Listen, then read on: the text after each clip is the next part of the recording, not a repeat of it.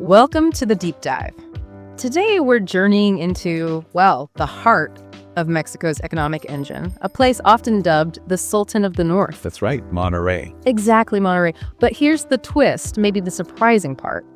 This isn't just some industrial powerhouse. It's actually a city woven with stunning natural beauty, a really rich history, and a vibrant cultural pulse. It really is.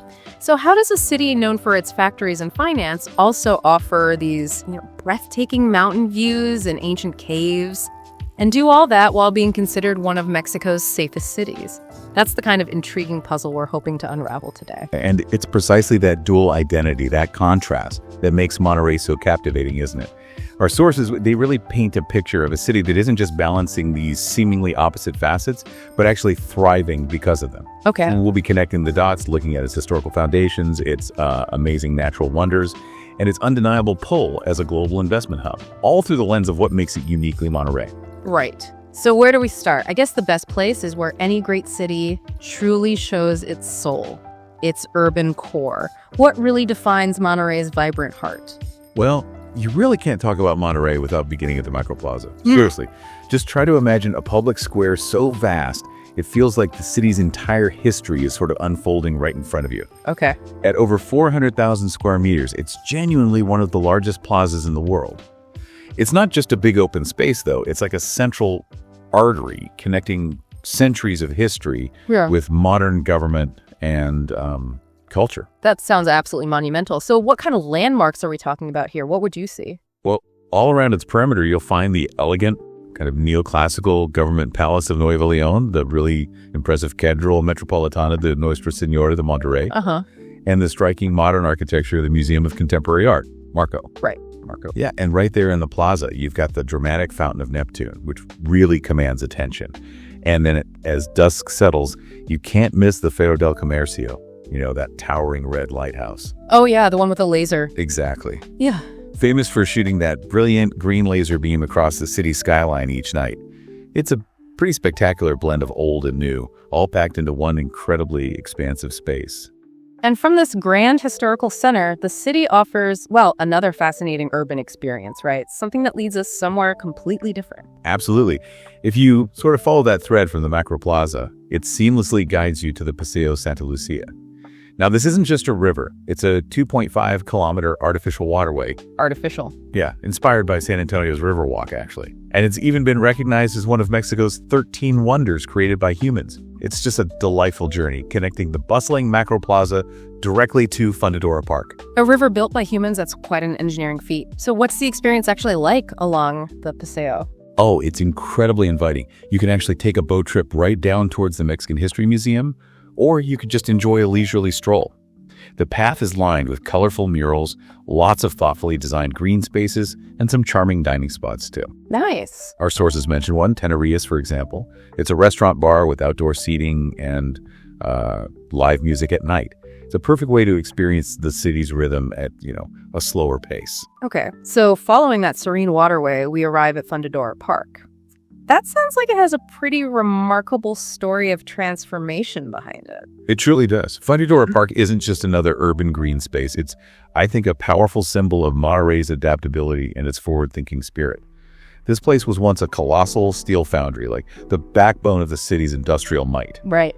But instead of just letting that heritage fade, they transformed it into this massive public park, and they brilliantly blended its industrial past with modern attractions. It's kind of a microcosm of Monterrey itself. Strong roots, but always innovating. That's a fantastic way to put it. So what can you actually do in this park? What kind of things really show that blend? Well, you can immerse yourself in the past at the interactive Museo del Acero Horno, which is located right inside one of the original blast furnaces. It's pretty cool. Wow. Then you can shift gears completely, maybe catch a concert in one of its modern venues, take the kids to the Parque Plaza Sésamo amusement park, or for sports fans, visit the Salón de la Fama del Béisbol Mexicano, the Mexican Baseball Hall of Fame. Oh, cool. Yeah, it offers these really immersive experiences, from batting pages to virtual reality home runs. It really does cater to everyone, families, history buffs, or just people looking for a unique day out. So beyond these really grand public spaces, what about the more maybe intimate historical corners of the city? Okay, so just east of the Macro Plaza, you'll discover the Barrio Antiguo, the Old Town. This is a definite must-see. Picture cobblestone streets winding through these brightly colored 18th and 19th century mansions, which now house this eclectic mix of cafes, bars, and restaurants. It really comes alive as a key nightlife hub, and on Sundays it hosts a really delightful antique market. It's a wonderful contrast to the modern plazas, you know. Yeah, definitely sounds like it. And for art lovers, you mentioned Marco earlier. Yes, Marco. The Museum of Contemporary Art of Monterrey we touched on. It's consistently ranked as one of Mexico's best modern art museums. Its rotating exhibitions feature a mix of homegrown and international talent.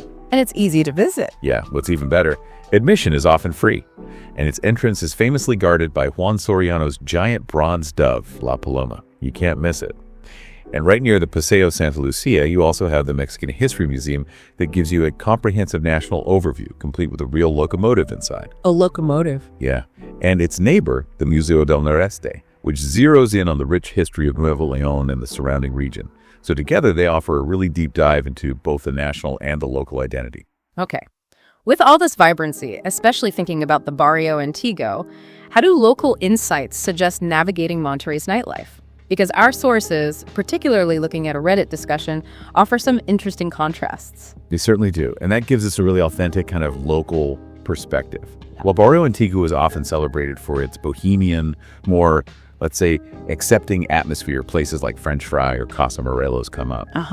The San Pedro Garcia area is described as a very distinct experience. Think Centrito Valle, Metropolitan Center, or Fashion Drive. These spots are generally seen as more upscale, definitely trendy, and sometimes even a bit exclusive. There's a definite dress to impress vibe there. Right, more high-end. Exactly. For more casual, maybe social atmosphere, locals often suggest Old Town or the tech area near the university. Safety, as always, is a common thread in these discussions online. San Pedro is generally perceived as the safest, but it's also the most expensive option. It really highlights the diverse social landscapes just within the city itself. Yeah, it's fascinating how those distinct vibes exist side by side in one metropolitan area. But okay, after soaking in the vibrant energy of the city's heart, it's almost startling to realize that just moments away, a completely different world awaits. The natural world. Exactly, the stunning natural ring that kind of cradles Monterrey.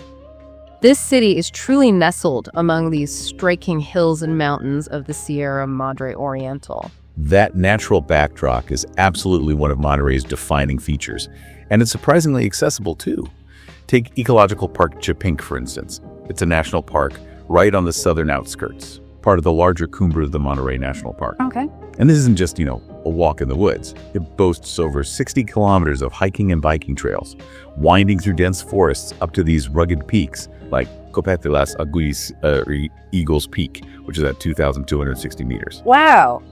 The views from up there must be absolutely spectacular. Oh, they are. They offer these panoramic vistas across the entire city. And if you're lucky, you might even spot some rare animal species or impressive waterfalls along the way. Nice. And then there's the really iconic saddle-shaped Cerro de la Silla, overlooking the city from the southeast. It's actually been a national monument since 1991. The Saddle Mountain. Right, Yeah. that's the one.